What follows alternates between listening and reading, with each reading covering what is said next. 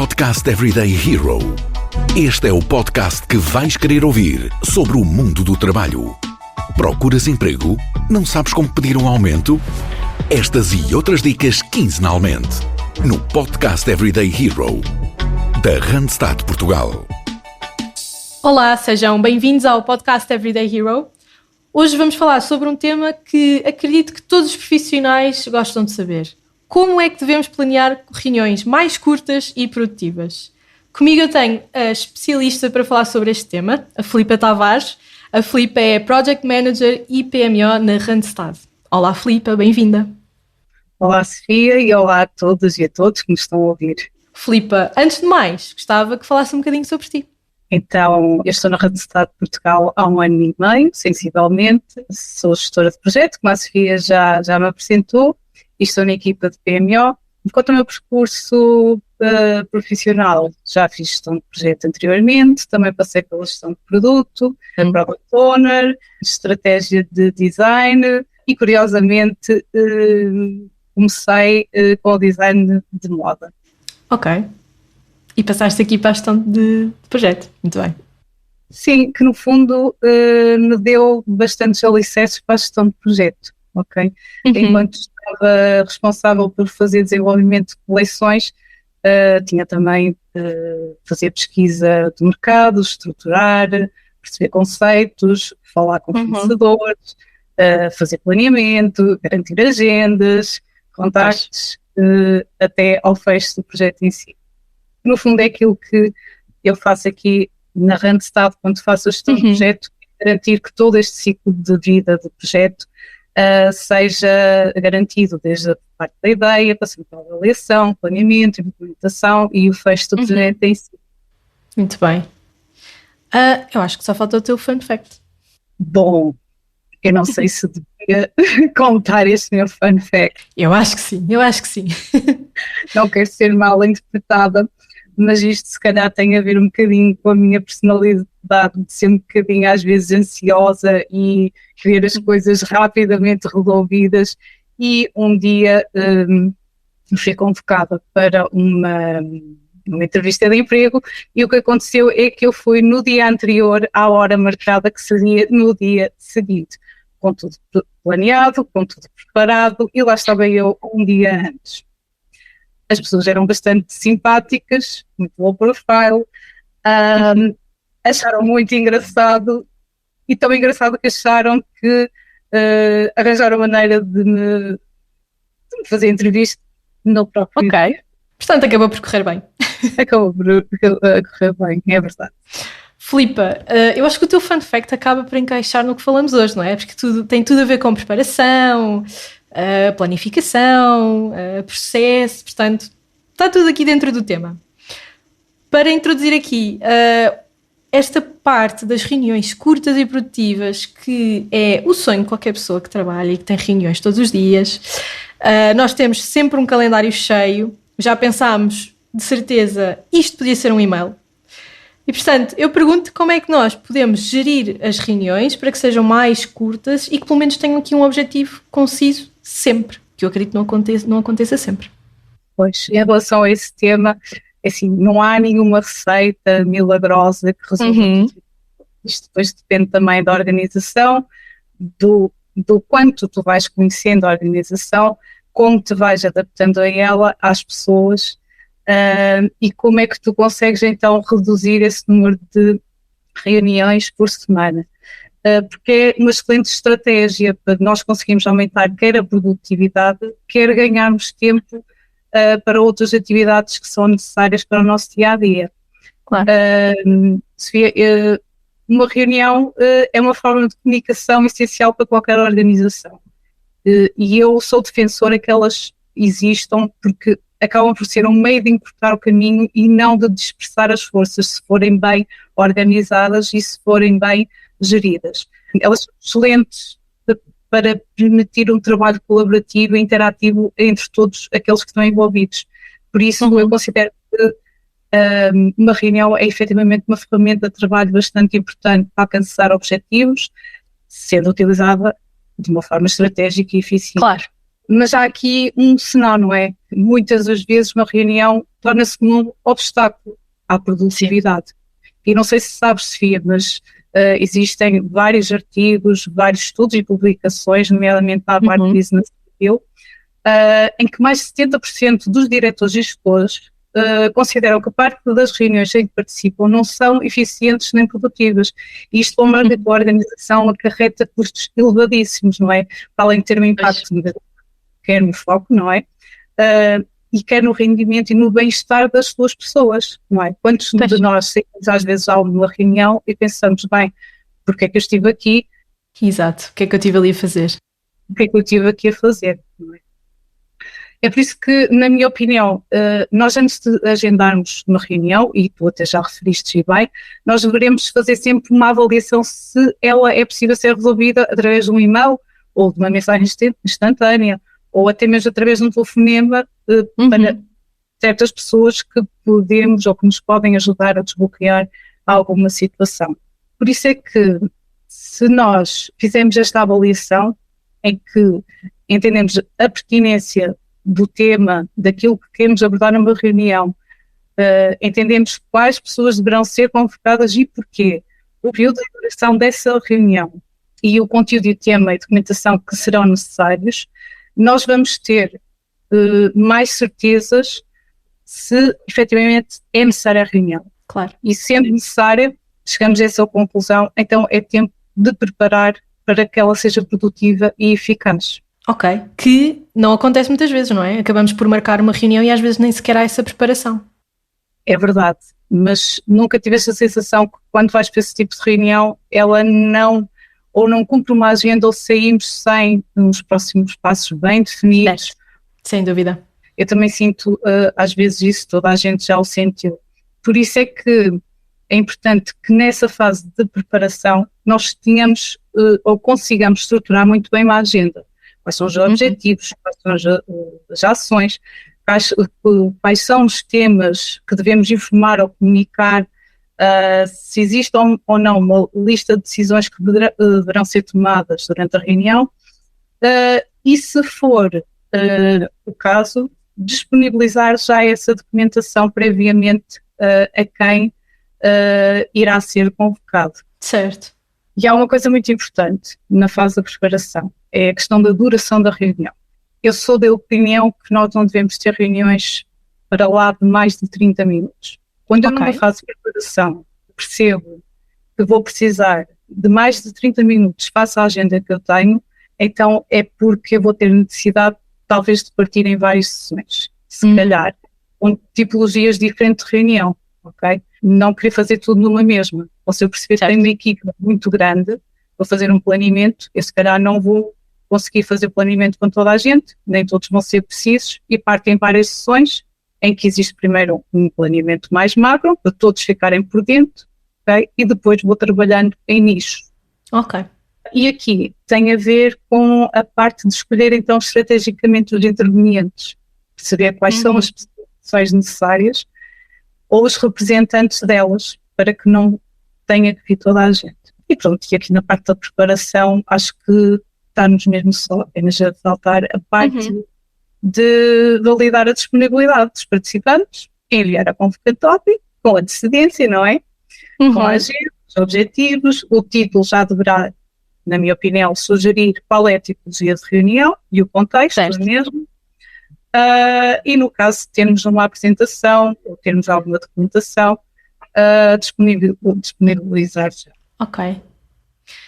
E, por exemplo, antes aqui de voltarmos à parte da parte de ser produtiva a reunião, o que é que tu achas de gravar uma reunião? Faz sentido? É prático? Ou faz com que eu, à partida, possa não ter pessoas presentes? Eu acho que este tema, ou melhor, esta questão, sendo colocado antes de uma pandemia, em que o teletrabalho não era tão recorrente, em que a utilização destas novas tecnologias para reuniões remotas não era tão utilizada, eu penso que poderia levar as pessoas a não estarem tão disponíveis na participação de uma reunião online. Com a alteração deste paradigma, acho que é muito recorrente. ainda que é uma questão cultural, mais uma vez, porque existem muitas empresas que não estão adaptadas. No caso da Randstad, nós aqui estamos perfeitamente à vontade com tecnologias, estamos perfeitamente à vontade com o teletrabalho, com reuniões online, e eu vejo também como uma vantagem, porque se um colaborador se sente melhor a estar num modo híbrido, porque não termos reuniões híbridas? Claro. Para quem gosta de estar on site. É agora. Vou mudar de emprego. A Randstad Portugal tem a tua próxima oportunidade. Vê as nossas ofertas em www.randstad.pt e acompanha as nossas redes sociais com dicas de procura de emprego e gestão de carreira. Então, nós já vimos as diferentes fases de preparação da reunião que são muito importantes. Há aqui passos claramente que estavam em falta, portanto isto também é um trabalho de casa pessoal, mas pergunto quais são aqui as ferramentas ou processos que tu aconselhas para tornar as reuniões mais produtivas. Já falaste da agenda de trabalho, pontos de ação, o que é que há aqui mais para tornar uma reunião realmente numa ferramenta super útil e com objetivos? Olha, quando chegamos à parte da implementação, acho que é super importante a parte da gestão do tempo, a gestão dos participantes e o foco. Okay? Controlar a duração da reunião. Nós devemos ter sempre um relógio, um cronómetro, um pomodoro. O pomodoro é uma coisa muito engraçada. Que a Marta já nos falou aqui no podcast. Ah, sim? Ok. Então se calhar já sabem que é um método de gestão de tempo que foi desenvolvido por Francisco Cirilo nos finais de 1980. Ok? Aquilo consiste naqueles relógios que nós temos de cozinha, que alguns são os tomatinhos, outros são os ovos, e nós marcamos os 25 minutos e ao fim desses 25 minutos ele vai dar o alerta e vai pingando e nós vamos estando sempre a ouvir aquele tic-tac para nos ir alentando de pontos. Também podemos usar como uma técnica de gestão de tempo para a nossa agenda pessoal, em que nos permite fazer pausas, que é um bocadinho o conceito que o Francisco na altura desenvolveu, fazer pausas em períodos curtos de trabalho, porque tornamos-nos mais rentáveis e eficientes. Voltando aqui à nossa fase de implementação, controlar a duração da reunião, garantir a pontualidade à entrada e ao fecho. Isso é muito importante. Todos os intervenientes têm que chegar a horas. Okay? E o organizador tem que garantir que a reunião é fechada a horas.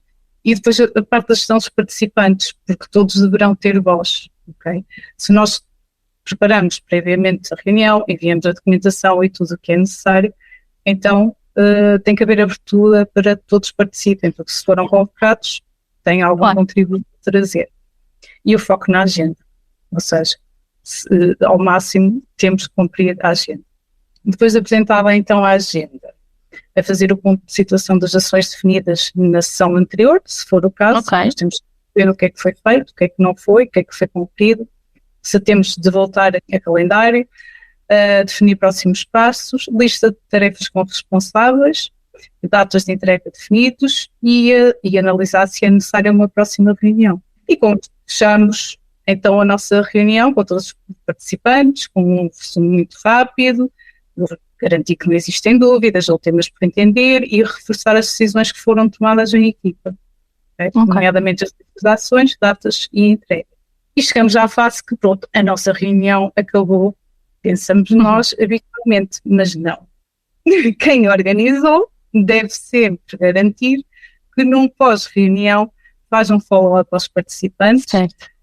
Sugiro que no máximo de 24 horas, para o tema não ficar esquecido, para não ficar em caixa de e-mail depois perdido, parece que já não é também quanto isso. Nesse follow-up deverão ir notas das conclusões, tarefas, dos responsáveis por elas, e devemos depois reavaliar se é necessária a frequência da reunião, se é necessária uma nova ou não.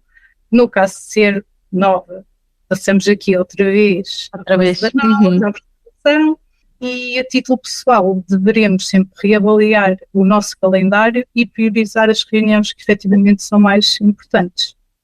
Então, eu acho que até estás aqui a pegar num ponto interessante, que é avaliar o nosso próprio calendário. porque esse exercício também é muito interessante. Até agora tivemos a ver quando nós somos responsáveis pela reunião, há aqui todo um planeamento a cumprir, mas quando não somos, quando somos nós convocados e quando de repente chegamos a uma segunda-feira de manhã e vemos a agenda completamente inundada, como é que voltamos aqui a tomar posse do calendário? O que é preciso fazer? É mudar horas? É fechar horas de trabalho? O que é que tens aqui para aconselhar? Uma da sugestão é, ao fim de cada semana, deixar já bloqueado em agenda blocos em que não posso propor com outras solicitações para reunir. Blocos não negociáveis, não é? Os blocos não negociáveis, mas esses blocos não negociáveis já deverão estar também eles com agenda. Eu tenho este bloco trancado, mas eu vou trabalhar, no meu caso, vou trabalhar neste projeto, vou trabalhar neste bloquito, ou vou fazer este planeamento, okay? Vou fazer um relatório, o que for. É para nós próprios estarmos comprometidos com a nossa agenda. Claro. Se tu deixares apenas blocos, mas sem definir o que é que lá vais fazer, tu acabas por não ter planeado a agenda, só tens blocos em que dizes, não, eu não estou aí disponível, ok? Portanto, neste método tu acabas por garantir que não vais ter reuniões extra, ok? Mas em simultâneo que tens um planeamento de agenda para cumprir objetivos semanais. Mas depois, claro que aparecem sempre aquelas reuniões que têm mesmo que acontecer. Certo. Ou alguma questão que tem que ser resolvida de última hora. O que é que eu sugiro nesses casos? Nesses casos não há uma preparação prévia, aconteceu qualquer coisa urgente, então ok, tudo bem, mas vamos reunir muito rapidamente. Não levar mais de 15 minutos para perceber qual é o problema, o que é que nós temos que resolver, que pessoas são necessárias para o resolver. E depois, à parte, dividimos pessoas, essas pessoas, cada responsáveis, vão buscar outras para resolver o problema e estão a trabalhar em paralelo. E aí já podem fazer uma sessão, se calhar mais de 30 minutos, porque já sabem, já têm algum objetivo mais concreto para resolver-nos, uma coisa mais rápida. Okay?